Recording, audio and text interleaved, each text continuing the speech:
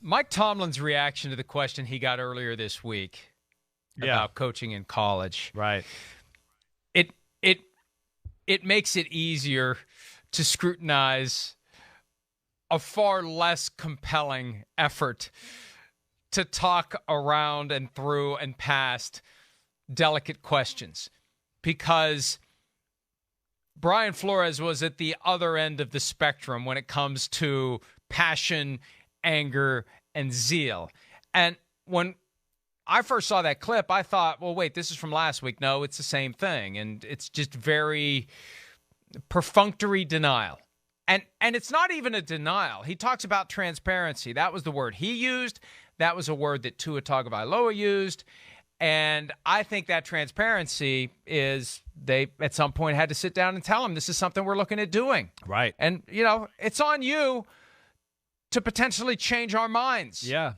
Because we need great quarterback play to be where we want to be, and we haven't gotten it from you yet. So if you want this talk to die down, go out and kick some ass and take some names. Yeah. No. That's the best way to interpret what we just heard from both Brian Flores and from Tua. No, I mean, I think you explained it right. And, I mean, it's been good from Tua, definitely. I mean, it has, but at the end of the day, too, they've lost 2 games to the Falcons and the Jacksonville Jaguars since he's back. And, they're not exactly world beaters as far as teams are concerned. So, yeah, he's in a tough situation. He really is. There's no doubt about it. I mean, hey, this is like a little different to me, like Brian Flores talking about the quarterback situation as compared to like maybe, let's say, a Kyle Shanahan too, though. Brian Flores, he's just the coach of the team. Yeah, I'm sure he knows what's going on, trades, free agency, everything there. Sure, I'm sure. But he's not like ultimately going to make that decision. That's not what he does. So, for right now, he's just coaching the team and trying to give the quarterback confidence, and it's going, come on, let's keep winning some games. He's not ultimately maybe worried or as involved as some of that stuff as the guys around football who are both the coach and the GM. That's a different thing. So, I can buy that answer from a guy like Brian Flores a little bit more than maybe, the other coaches out there that we know that have that ultimate power. And look, here's the bottom line. The Dolphins still want Deshaun Watson. No doubt. I'm kind of surprised it hasn't happened yet. Yeah. I thought maybe it was going to happen Tuesday. And it just shows you that it is a deadline-driven sport because the deadline's next Tuesday. And if I'm the Texans, I don't mind dragging it out a little bit longer because I don't want Deshaun Watson to be ready to go week 9 when the Texans play the Dolphins. Right. So let's kick it to 3:59 p.m. Eastern next Tuesday and minimize the chance that Deshaun Watson has to come in and destroy us. Because otherwise, they got to be looking at a game thinking, hey, we got a chance to steal win number 2 against the Dolphins. I mean, they've lost 6 in a row. They don't look good. But clearly the Dolphins are in it for Deshaun Watson. Now, there was a lot of work being done yesterday by members of the Panthers organization to get reporters, several of whom were gathered at the league meeting that was held in New York, to push this idea that the Panthers are out and that they were never in.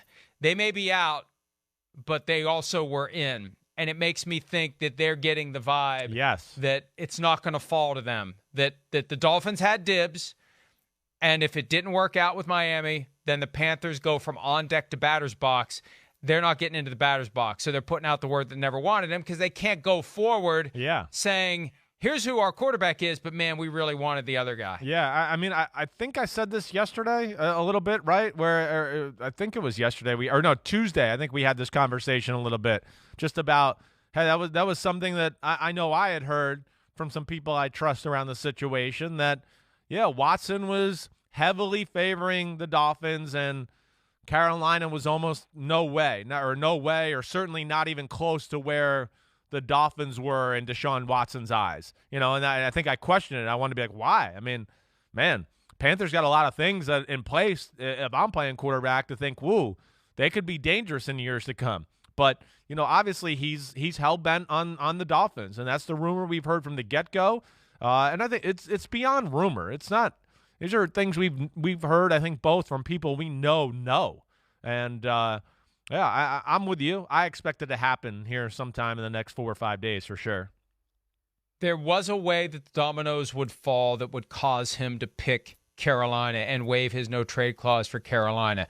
They haven't fallen that way yet, and yesterday's reporting caused me to conclude that they're not going to fall that way, that it's going to be Miami or no one. And I also think, and I haven't heard this, and this is something that I think the Texans would keep very close to the vest, and also it's not enforceable if it happened.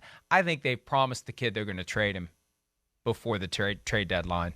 I think they've told him. Now, they've promised him things in the past they didn't live up to, like he'd be involved in the coaching search and the GM search, and they ultimately didn't even interview the guys he recommended, the two coaches he recommended, Eric Bieniemy and Robert Saleh. But I think that they want to get this done, and I think they fear that if they don't, he's going to show up on Wednesday, November 3rd, and say, I'm ready to play some football, and then they have a mess. Yeah. Because you can only do this paid leave at the team level if the player's on board with it. If he's not, that was written out of the CBA in 2006. You cannot keep a guy away who wants to be there. You can either suspend him without pay, or you can cut him or trade him. And, of course, if it's after 4 p.m., on November 2, you can't trade him anymore. Right. So I don't know how real of a risk that is, but I think they want to get this done by next Tuesday. And right now it's pointing as heavily as ever toward the Miami Dolphins. Hi, I'm Mike Tirico, and thanks for watching.